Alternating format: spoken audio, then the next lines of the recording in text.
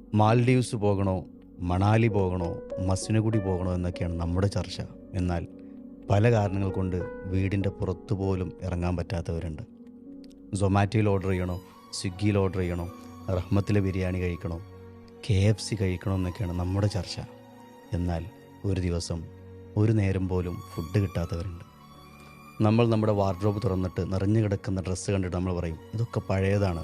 എന്നാൽ പുതുവസ്ത്രത്തിൻ്റെ പുതുമണം കിട്ടാത്തവർ ഒരുപാടുണ്ട്.